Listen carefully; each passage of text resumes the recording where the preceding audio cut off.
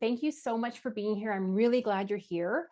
I think you can all see my screen, which is great. We're all here to learn some simple ways to reduce overwhelm in our lives. And I know that right now there is so much overwhelm going on in everyone's life, personal life, and then also just with everything going on in the world, that also adds on that added layer of stress and anxiety, and that just causes even more overwhelm. So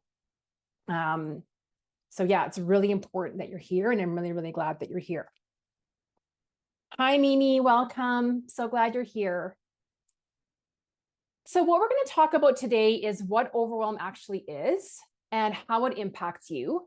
We're going to talk about how fight, flight, and freeze shows up in your life. And the reason why it's so important to know this is so that you can recognize how it can be showing up in your life and be proactive in getting out of that state of overwhelm and out of that state of fight, flight, or freeze, however that shows up in your life. And it's just really important to know that so you can feel empowered and confident in some of the strategies and how to reduce that in your life. I'm going to show you 3 simple practices to reduce overwhelm in your life.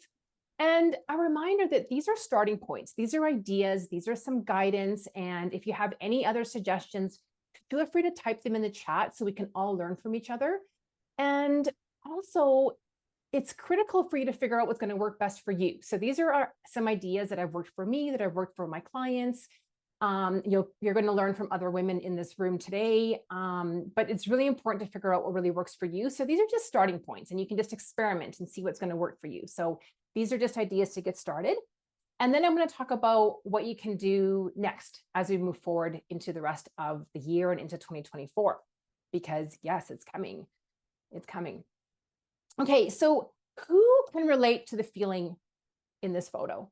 This type of chat, this type of yes or no, or Jamie's like raising her hand. She's like, yeah, totally. So Jamie's saying yes. Anyone else? Yeah, Mimi, yeah, Joanne, yeah, exactly. So I know when I feel this way, I feel like I can't really breathe fully, right? I feel a little bit nauseous, maybe. I feel that kind of panicky feeling that we may feel. For some of us, you feel like you're just treading water, like you're just kind of barely keeping your head above the water in deep water, right? Sometimes it's kind of that feeling. And you don't really know where to start to even get out of it. So you're kind of like this lady in this photo, and you just kind of put your head down and just want to disappear. And we'll talk about that. But being in this kind of state isn't a good place to be, right, ladies? This feeling like this, being in this state, impacts your health, your wellness. It impacts your relationships, including the one with your spouse or your kids. It impacts your performance at work, right? It impacts your capacity to support the people in your life that you love. Maybe it's your kids or your team, your husbands, your wives. And it takes away your joy, your satisfaction. It takes away your confidence. It takes away that feeling of happiness. And it also takes away that feeling of control that you have over your life. And when you feel out of control, that's kind of how you feel, like this person here. And overwhelm, as we know, it's so prevalent in our lives today, especially with women. And so we need to really learn how to reduce that overwhelm feeling so that you can show up as your best self in the world, right? You can show up from a place that feels calm, where you have clarity, where you're in control.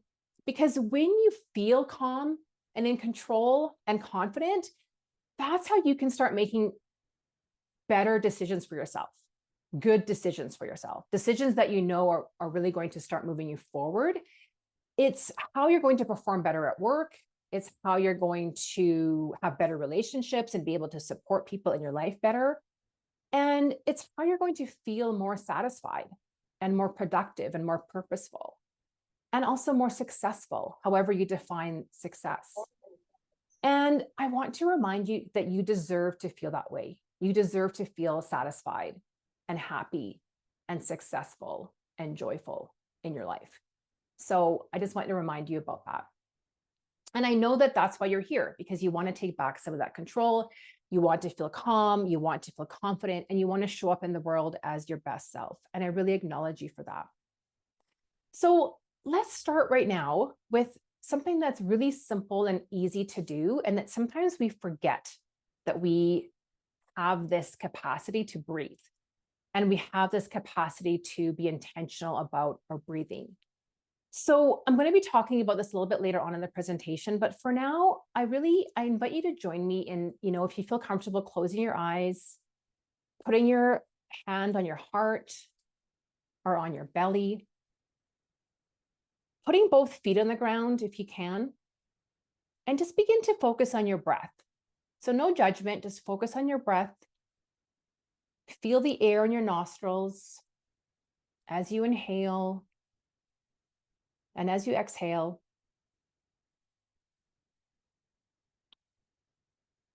Begin to feel your chest and your belly rise and fall with every inhale and exhale.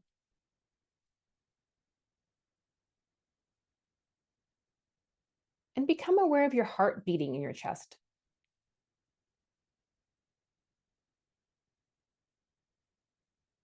Now I invite you to take a deep breath in through your nose. Take it one deep breath in. And exhale through your mouth. And again, a deep inhale, as deep as you can. And exhale. And one more time, a deep breath in.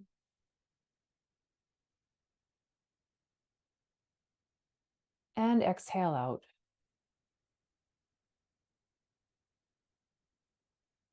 And just breathe naturally now. And decide to leave your to-do list and all your stressors just outside this virtual room, just for the next 45 minutes or so.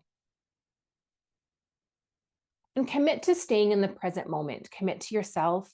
Commit to taking a pause for yourself out of your busy day, out of your stressful day. And commit to learning something new. Commit to being in the room with your energy for all the other beautiful ladies that are here as well. So you can now open your eyes, and I hope that you feel a bit more calm. I know that I do, and I can feel it through the internet connection that just everyone's energy has just calmed down a little bit. So before we move on, I just want to introduce myself briefly to those of you who don't know me. My name is Vera Ilnitsky, and about 12 years ago, I was fired from my job. I was going through a divorce. I felt like a complete failure. I didn't know what my purpose was in my life. I didn't really have any meaning. I had lost connection with most of my friends. And I felt like I felt really stuck. I didn't know what I wanted to do with my life. I didn't even know where to start. So I just felt really stuck. And as challenging as that time was in my life, I'm also really grateful that it happened, because it was the start of me developing tools and strategies and resources and practices that helped me get unstuck and that helped me move forward and find purpose in my life and in my work. And that's what I help women with today in my business. And I love doing that. And one of the things that I learned was that one of the first steps to getting unstuck and to moving towards what it is that you want and defining purpose and reaching your goals is to get out of that overwhelm feeling. And that's why I'm so passionate about talking about overwhelm and teaching this class. And that's why I'm so glad that you're here, so that we can all share in different strategies on how to reduce overwhelm, because it's so important. So what is overwhelm? What is overwhelm? So overwhelm is to be overcome with an emotion as a result of an amount of something that's just too much to handle. So too much work, too much stress, too much laundry, too much of something. And we just can't deal with those emotions anymore. And we become overcome emotion to the point of not being able to manage, right? So we get into fight, flight, or freeze. And we'll talk about that in a minute. Now, we can also be overwhelmed sometimes with good things. Like we can be overcome by the generosity of a friend, or we can be overwhelmed by the birth of a child, for example. But generally we use the word overwhelm with something negative, like something stressful, something anxiety. And when you feel this way, this sense of overwhelm and barely keeping things together, it puts your nervous system and your body into fight, flight, or freeze, right? And as you may know, these are biological ways of protecting ourselves, right?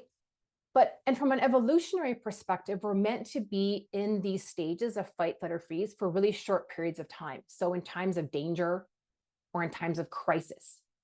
But in today's day and age, we are staying in fight, flight, or freeze in this chronic stress state for really long periods of time. And that's what's not good for us. It's not good to be in these extreme states for long periods of time, but that's actually what's happening for us. And it's impacting all aspects of our health and wellness. So physical health and wellness, mental, emotional, and even spiritual wellness. So let's explore each of these states a little bit more so that you can start recognizing what this could look like in your day-to-day life, in our modern society, right? I mean, back in the day, it was escaping from the tiger, but since we don't have that tiger anymore, we have other things that we're dealing with, especially in our Western world right now. So the state of fight doesn't necessarily mean that you're physically fighting someone, or at least I hope it doesn't mean that you're physically fighting someone. But what it can mean is that you react in ways that don't serve you. So you might yell at your kids, you might snap at your spouse, you might get impatient with your coworkers. Maybe like in this picture, you throw your computer to the ground, which, believe it or not, I've actually done, damaged my laptop that way. So we all get into these states of fight, right? We want to just take our stress and frustration out on those around us. Fight also means that we are literally fighting the urge to slow down, right? We're literally fighting our body telling us to rest and to slow down. And we fight that urge to do something that's actually going to regulate and calm down our nervous system. And we fight it by letting our mind, our primal brain, tell us that we don't have time. We don't have time to slow down. There's too much to do. I'm the only one that can do all this. If I don't do it, it's not going to get done. I need to keep going. My kids need me. My team needs me. I have deadlines, blah, blah, blah. So how many of you have experienced the state of fight? Or maybe you're kind of experiencing it right now. Jamie's waving her hand. Yeah. Who else? Most definitely. Joanne. Yeah. Mimi, definitely. Yeah. Right? So what about flight? What does flight look like? Well, that makes you want to run away and hide from it all.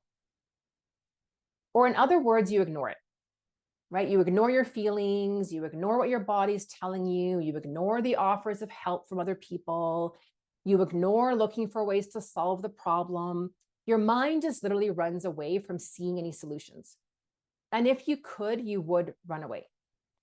So maybe just raise your hand or put in the chat box if you've ever wanted just to get in the car and keep driving and never come back. Or I've said this many times, I want to just buy a one-way ticket to Mexico and just sit on the beach. Yeah. Shut down and hide. Yeah, we don't want to run away. But we can't, right? We don't. Or maybe sometimes we do. Put my running shoes on and keep running. Yeah. And we just don't want to come back. Let's just keep running until we maybe find something better, hopefully. But because we can't really run away, we metaphorically run away. And we do this by just pretending it's not there, right? We just shut down. So I think Mimi said that. We just shut down. And we coast. We just coast. We just kind of go through every day. And then the weeks just turn into months and the months turn into years. And we just feel like we're kind of in Groundhog Day all the time. So what about freeze? Right? You've probably seen this state in nature. So for example, if you've ever been on a hike and you come across a deer or maybe a squirrel in your yard and they just kind of like stop and stare at you and you don't really know what they're going to do. And it's a little bit disconcerting. Like, are they going to attack you or what are they going to do?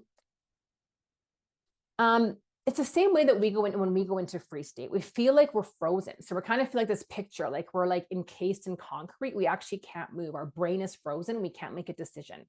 We can't move. We can't think about what to do next. And so we just stay where we are. We like literally stay stuck.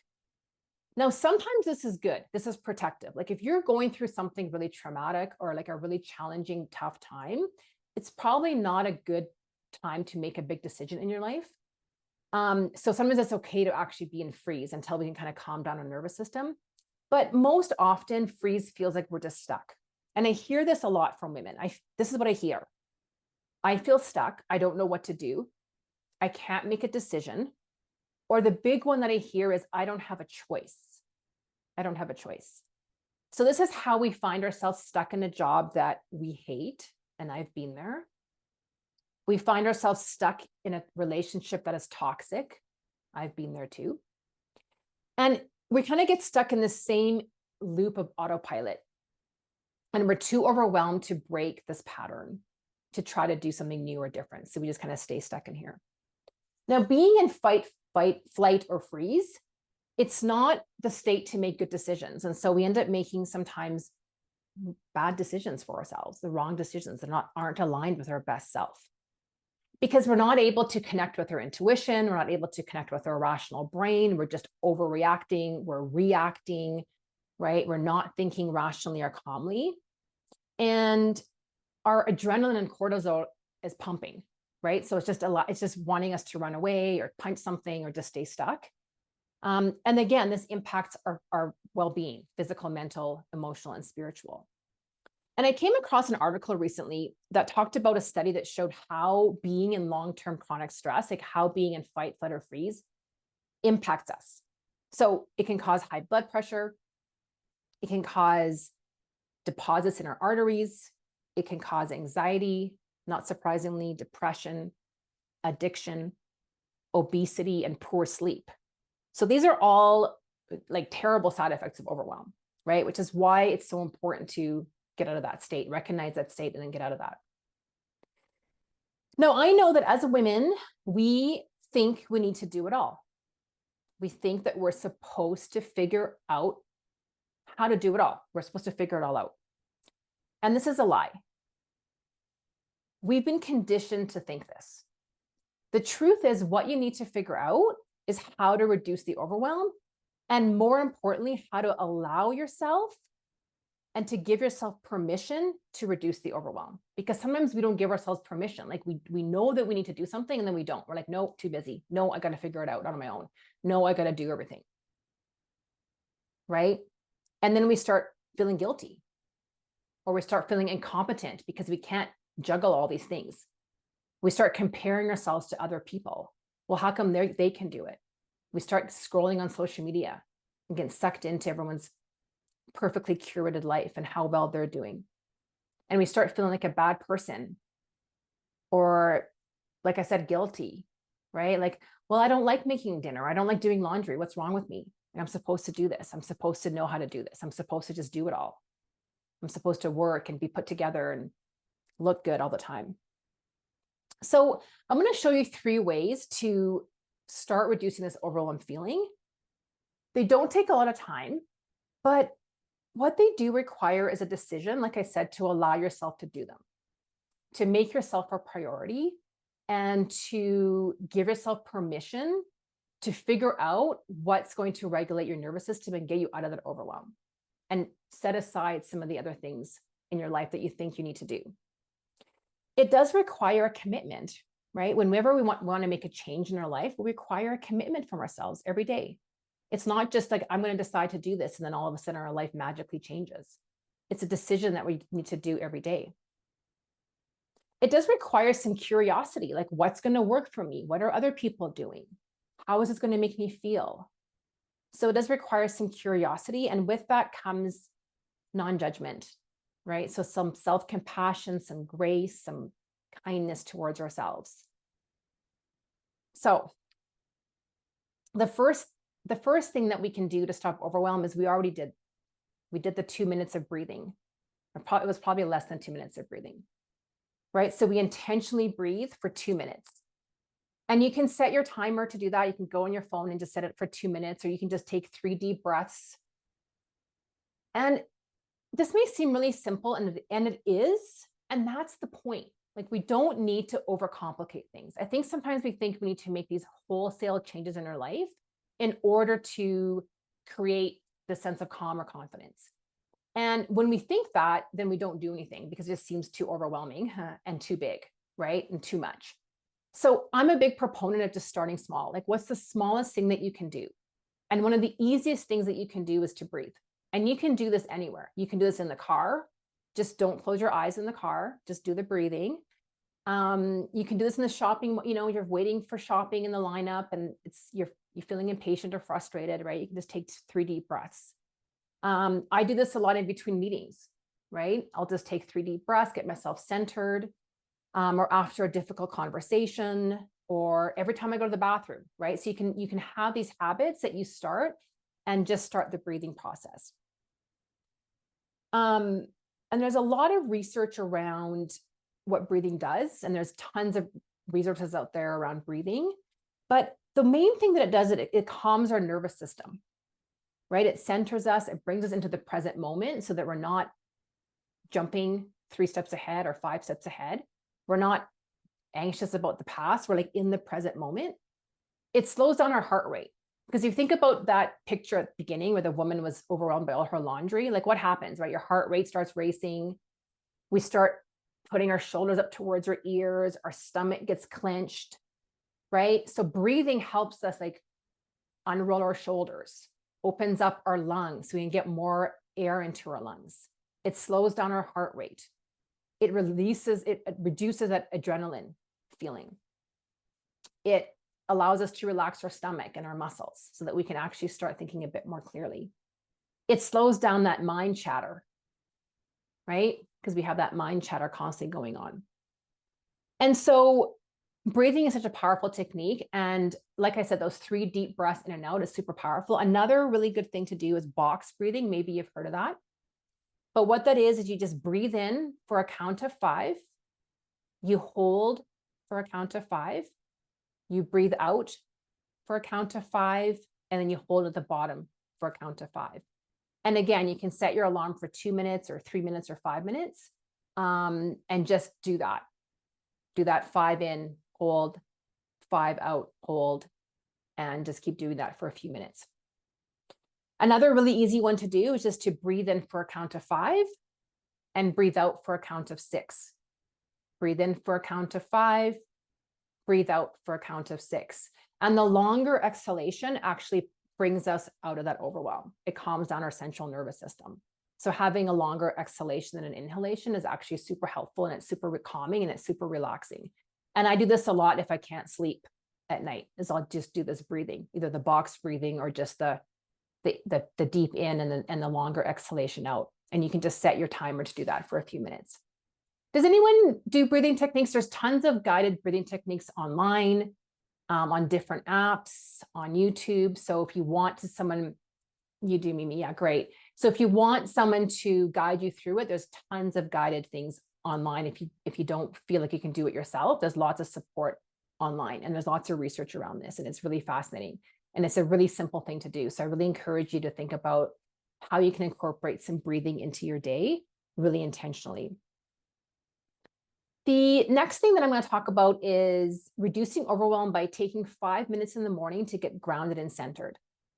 And I'm just going to describe the strategy with a story about one of my clients. So she came to me feeling totally overwhelmed. She had so many things on her plate. She knew she had to take some things off, but didn't know how.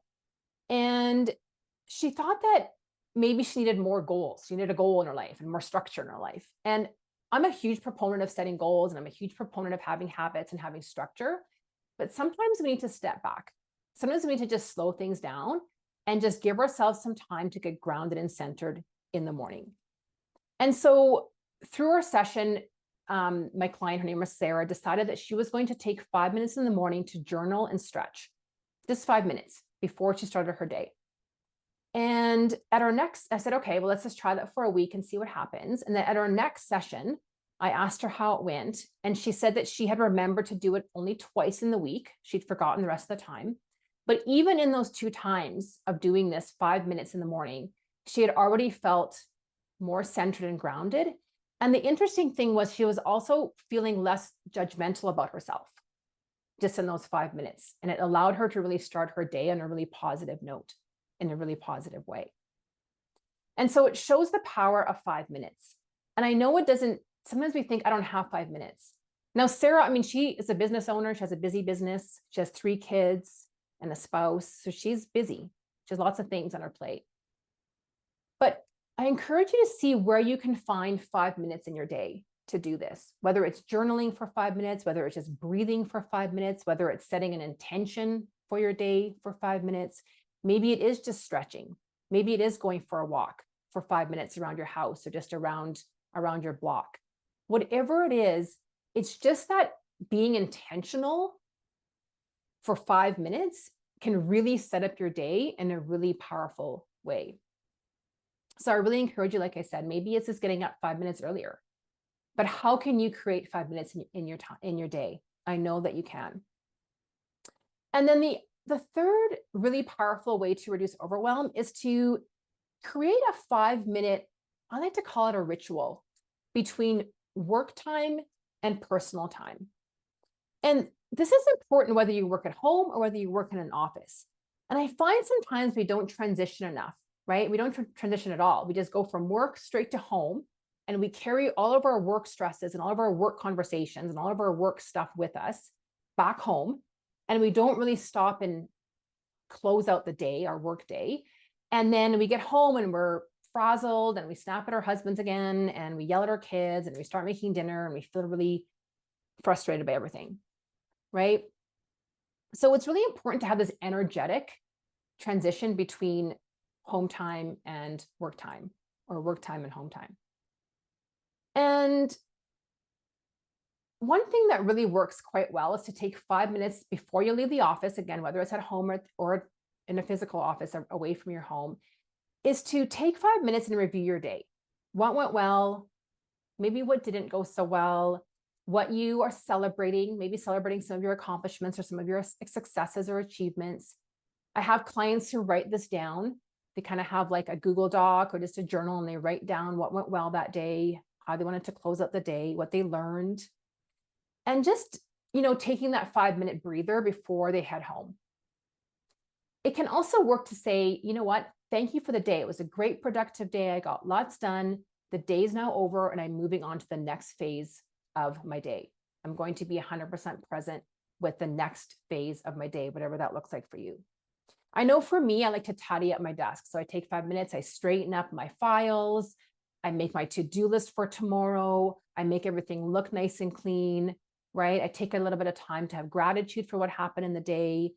Just again, creating this ritual around how do I close out my workday so that I can be really present with my spouse at the end of the day. Your husband interrupts you when I do this. I'm driving home from work, I can't help you. Yeah, I know, we get interruptions. I get that. So I'm gonna deal with that. But it's so good that you do that. Like, it's so good to have this ritual, this transition. Sometimes, it sounds silly, but even when you work from home, to change your outfit.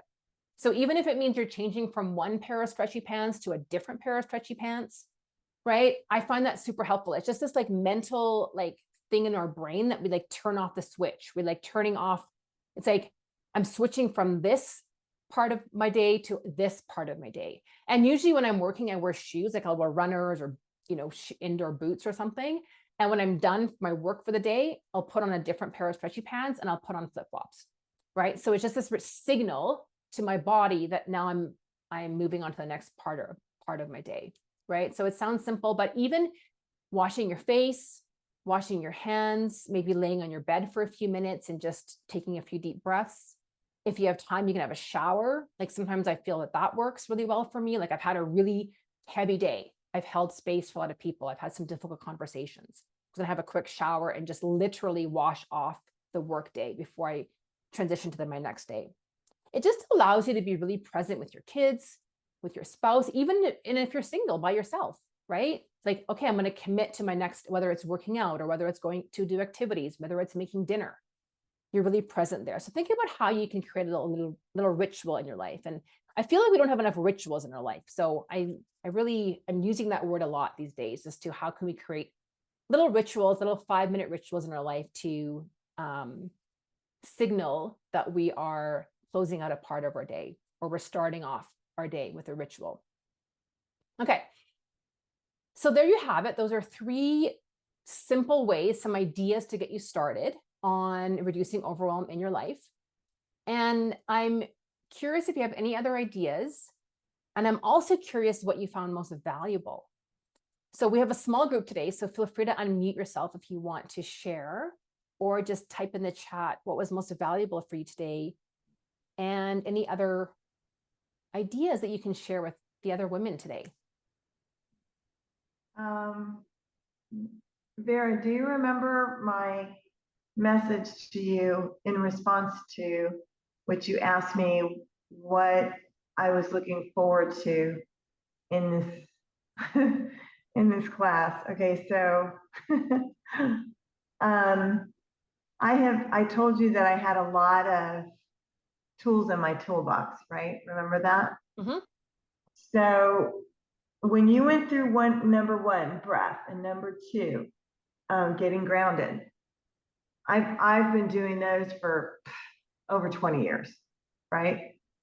But the nugget, the golden nugget for me today was number three. I have never heard of that. I've never thought of that. And I am smiling like from ear to ear because I'm going, I found something new. Yay! I learned something new. And I wanted to share a book that's really tiny. I'm actually a licensed medical massage therapist. So one of the books that I used to have out when my clients would come for their appointment were these little books that they could read while they were waiting for their appointment. And the favorite one that was used, I mean, they wore it out, was a book by Nancy O'Hara. And it's very small, teeny tiny little book. And it's called Find a Quiet Corner. And it is all about breath, and how you can create a literal quiet corner in your home, okay? And figuratively in your mind with breath. So I wanted to share that with the ladies because it's just one of those books that, I don't know, it's kind of like a Bible that I have had since before my son was born. He's 21. So, but Vera, I love number three, and I have some. My head was just going off with ideas of the little ritual that, or even probably even more than one, where I transition from my work day to my home day, my I'm done day. Yeah. So thank you for that. I love that. Absolutely. You're so welcome. And thank you. I've not heard of this book, so I'm super excited. I'm going to add it to my never-ending list of books. But and it's so interesting, Mimi, because when you messaged me yesterday about, I have all these tools, and you know what? We all do. We all have tools and resources and experiences that we have in our toolbox, right? And sometimes we forget about them. We forget what's in that toolbox, right? And I do too. I have tons of tools in my toolbox. This is what I do for a living. And yet I continue to go to these kinds of webinars and seminars, and I listen to tons of podcasts, and it's usually similar messages. And it's because we need to keep hearing that message over and over again, because yes, it's the reminders, right? It's a reminder. It's a Mm-hmm. reminder. And it's interesting because as humans, we have a negativity bias, right? We tend to go towards the negative. We tend to go towards what's not working, and we tend to get sucked into negativity. That's just how humans are. I don't know why, just how our brains work. And so we need that constant reinforcement of, I do have control. I do have those tools. I can do this. And I find settings like this especially powerful because we learn from each other. And I've held this class, for I think since the summer, and every single session I learn something from the women and that come. And I think that's the power of this, right? It's like, oh, one more thing that I can add to my toolbox. And the reality is that sometimes we need different tools depending on our life stage or what we're going through. I know that there's people on this call that are going through something, right now that's very, specific. And so there's different tools that are needed and different resources that are needed for this time of your life, right? And so sometimes Absolutely. I'll be vulnerable and say that I'm going through a job search right now, and it's not just a job search. I have decided to leave the health and wellness industry altogether and go into construction. amazing. Yeah, let that sit for a minute. Amazing. That's quite the You ladies are probably going, what? How in the world are you going to go? And I'm doing it. amazing. I'm creating that energy. And it is working. It is coming together. It's Mhm. not going to happen overnight, Vera. I mean, I understand that. But I have realized that I have more capacity to learn something new that I want to learn. And I never even thought that I could do that, Vera. I thought I was going to be in this industry forever and that I didn't have the capacity to learn something else. I'm glad that you're finding out that you have, because we all have the capacity to learn and grow and make changes in our life. And I know sometimes it feels like we don't. I get that feeling. Like I've been there where you feel like I can't, I have no control, I don't have a choice. And the reality is that we all have a choice every day, and we don't have control over situations in our life. We don't have control over other people or what happens externally, but we definitely have control over how we respond to what's happening, and we have control over our attitude around that. And that's a lesson I'm learning even this week, right? It's like I have control over my attitude towards certain things. So I love that, and thank you so much for sharing, because again, I think that gives us all this like the spark of inspiration that, oh look, like she's doing it, that's so amazing, and it means that I can do it too, right? And we're not the only, something I hear consistently too is that we feel like we're alone in going through things, and the reality is that we're not. We're all going through something. Everyone's struggling with something. Everyone has a challenge with something. It doesn't look like it because we meet people and they all look put together and beautiful, and we all look great, and our Instagram channels are all happy. And you dig a little bit deeper, you ask some questions, and all of a sudden you realize that, yeah, everyone's carrying something. And in my mind, it's really important to share and come together and support each other. So, and like you said, community matters 100%.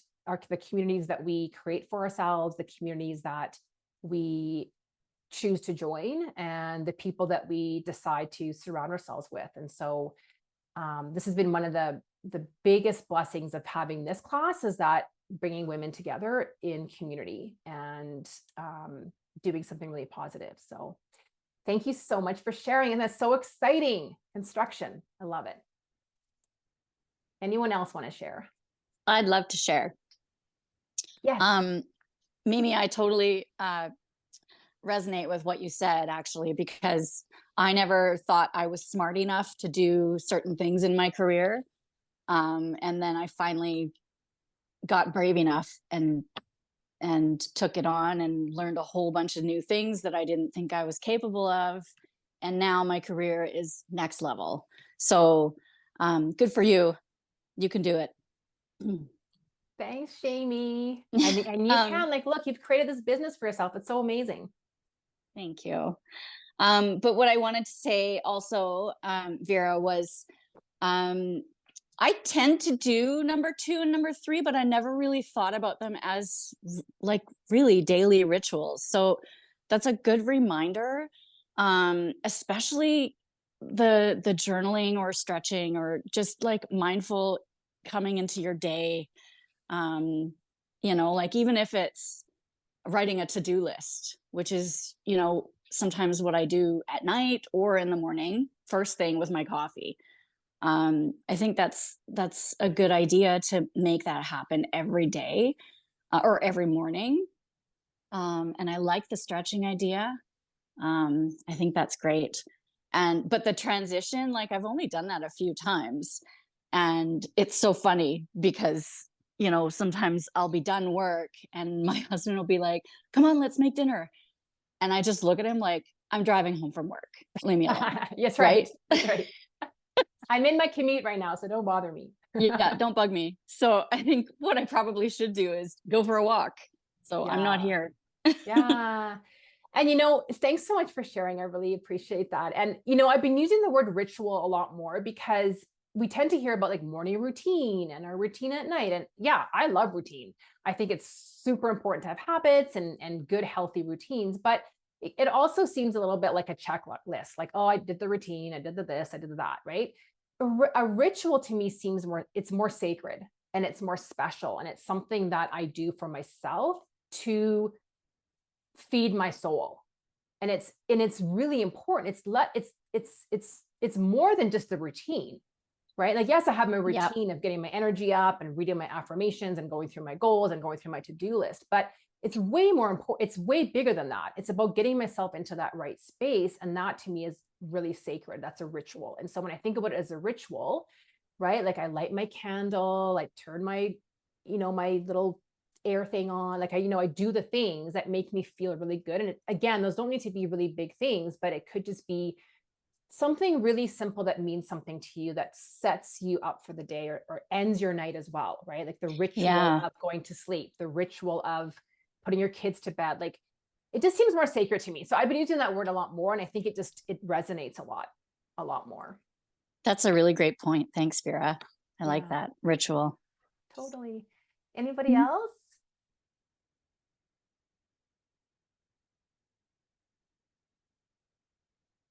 Joanne. Hi. What I really took away from today is the second one. Just taking 5 minutes at the start of the day to make sure that we're centered and grounded.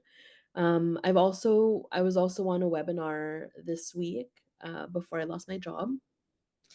I was on a webinar that we can take 5 minutes in our day and schedule it in our day just to remain grounded and calm and recentered.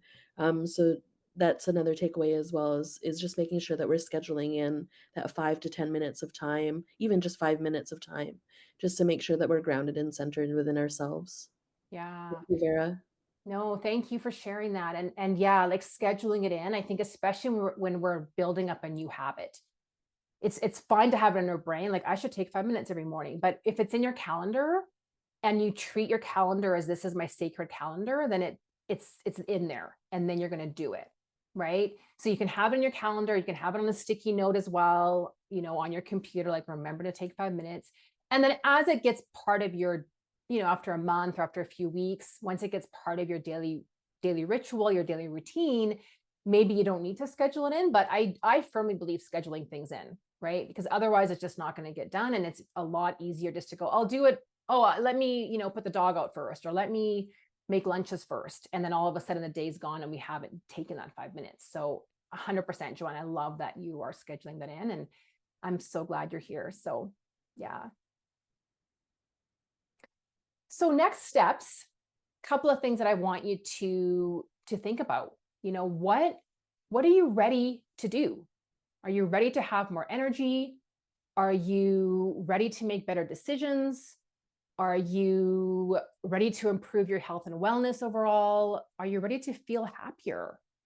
Right? And I encourage you to think about how do you want to feel in 2024? And I use the word feel intentionally. It's not about right now what goals you want, but it's how do you want to feel? And now's the perfect time to think about that. I know it feels like maybe January is a little bit of ways, but we're heading into a really busy time with holidays and Thanksgiving and US Thanksgiving and Christmas and all these parties and things that are going on. And now's the perfect time to think about how do I want to feel as 2023 ends and as I enter into 2024. So that we can start 2024 already in momentum, already like in that feeling, and start creating some different things that we can start creating those action steps now towards how we want to feel in 2024. So Mimi, thank you for sharing. I was going to ask if anyone wanted to share. You're ready to feel at peace and contentment. And those are amazing feelings. Those are amazing things to feel in your body, right? And in your mind. Yeah, when you were talking about overwhelm and like describing every piece, like the fight, the flight, the freeze. Oh my gosh, Vera, I have been in that state for so many years Mm. that last year I decided, and I needed to for my health, actually, Vera, that I had to do something. And so I started, and when I think of how far I've come from last year to today, I can't even begin to tell you the transformation. So it's kind of like I have this really, really, really, really great motivation to go. You go for that peace, girl. You go for that contentment, because you were in that protection mode forever. Mm. And it was it was time to change. And so all these things that I'm doing, like showing up here today, what you were talking about, I love when you use the word sacred calendar, or sacred schedule. I do. I'm at that point where these things are sacred now. Amazing. That's amazing. Yeah.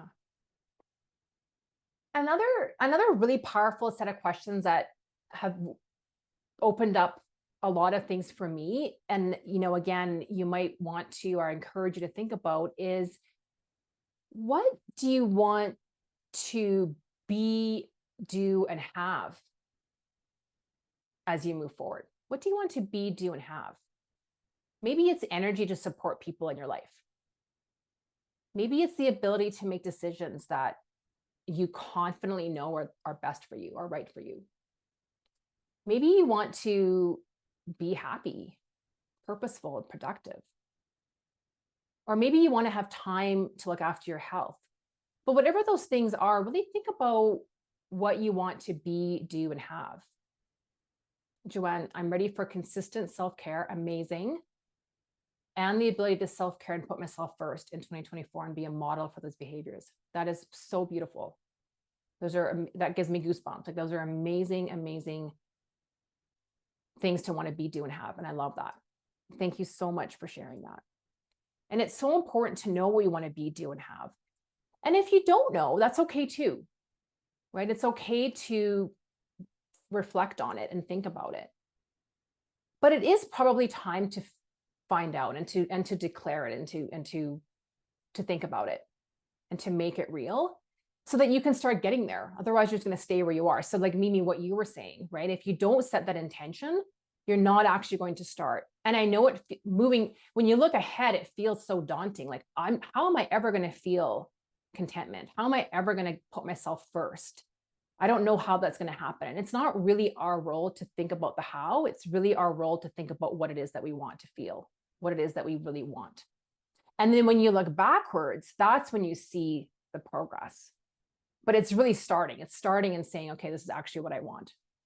And then the how and the when and all those kinds of things they'll open up for you. They'll come up for you. And this is why I created the Wisdom Collective, what I'm calling the Wisdom Collective. This is a community group, a collection of women in a 6-week program where we do this. We first of all think about reducing overwhelm. We learn how to get clear on what it is that you want, and then create action steps to get there that are aligned with what it is that you want to feel, what you want to be, and what you want to do, and what you want to have. And so this program could be for you if, again, you feel overwhelmed, if you're tired of feeling like a failure, you're ready to take control of your life, if you want to have energy for yourself and for others, if you want to create a meaningful and positive change in your life, and if you want to be part of a community like this of supportive, nurturing, and wise women. This program might be right for you if you feel any of these things.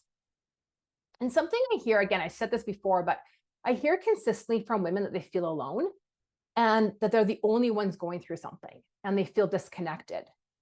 They feel, I'm the only one. I feel discouraged. I'm alone. No one else really understands what I'm going through. And while we may all be going through different struggles or different challenges, we're not alone. And I just want to remind you that you're not alone. And it's one of the main reasons why I created the Wisdom Collective, is because we're not alone. And we need the support of others, especially like-minded women, to help us move forward in our life, to help us be accountable, to learn from each other. And not only that, when we provide our wisdom, when we provide our advice and our guidance and our experience into like a shared collective, that also helps us move forward, because giving is also a way for us to feel purposeful and to get unstuck, because it allows us to tap into what we already know and to share that with others. So again, in the 6-week program, if you're interested, we meet weekly for 6 weeks for 75 minutes on Zoom. We have limited group sizes so we can really have quality conversations and heartfelt connections.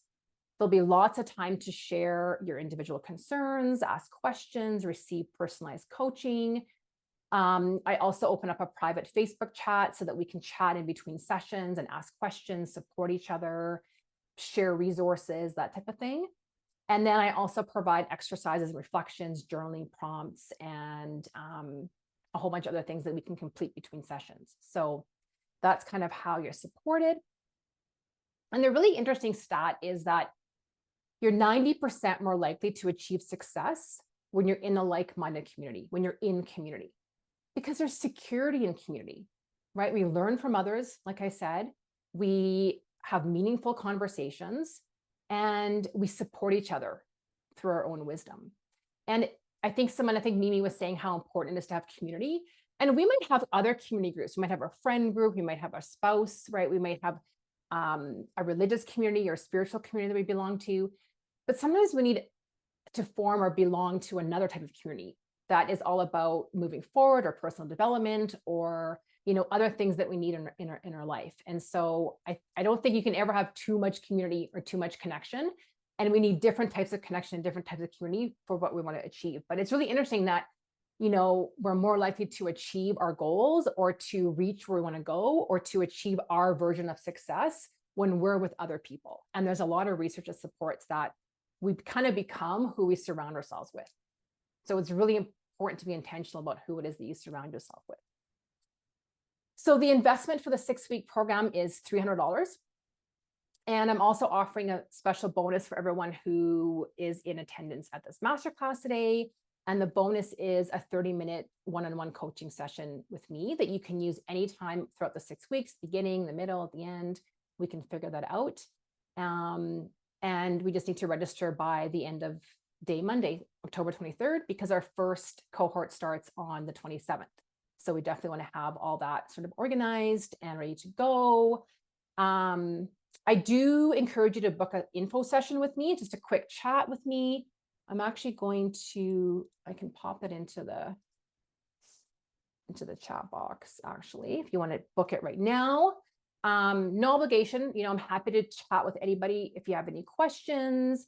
I really want to make sure it's the right fit for you. I think that's really important. And if it is, then we can register and we can set up the coaching session and we can get started. So are there any questions from anybody? Oh, I was also going to say, this is something like me that you brought up, Joanne, making yourself a priority. That, you're not a to-do list, like you are a priority. And by signing up, by even calling me, even setting up a call, even if you don't go through with registering, even by just setting up a call with me, you're showing yourself that you're committing to yourself and your well-being. And sometimes it's just that first step in like getting yourself unstuck and moving forward. So even just taking that one I talked about tiny action steps, and sometimes a tiny action step is like, I'm just going to book this call with Vera and just see what happens.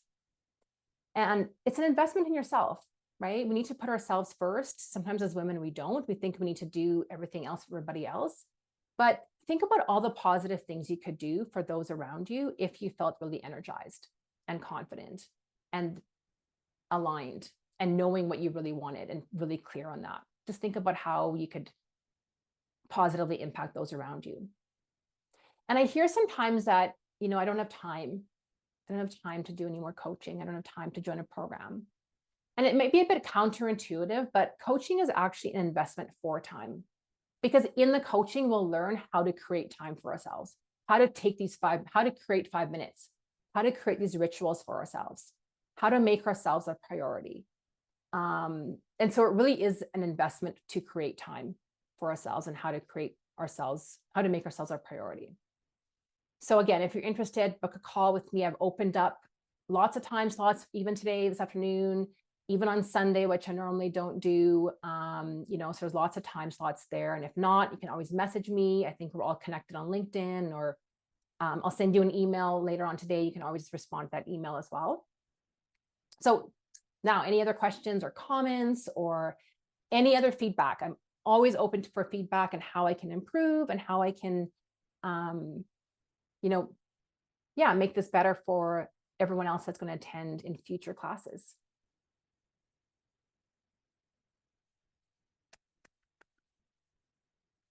Joanne, amazing. So excited. Vera, I just wanted to thank you. I came in with curiosity, and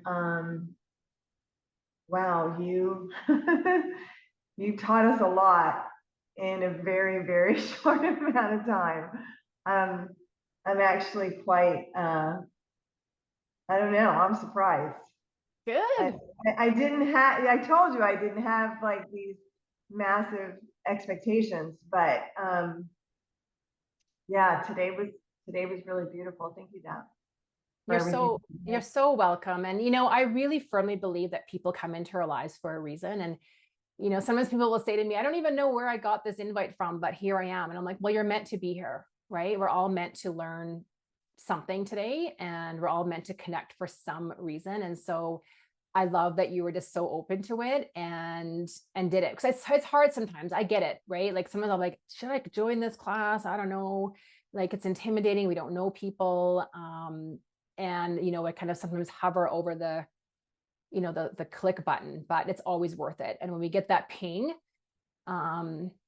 we need to follow those intuitive pings. And I think sometimes we get clouded by external things. We kind of sometimes forget how to listen to our own intuition, our own inner wisdom, as I call it. So I'm really glad that you did, Mimi. You were such an amazing energy, and you've taught us, you've sent me, you've taught me a new book. And so I really appreciate that. And I just love your energy and everyone else's energy here today as well.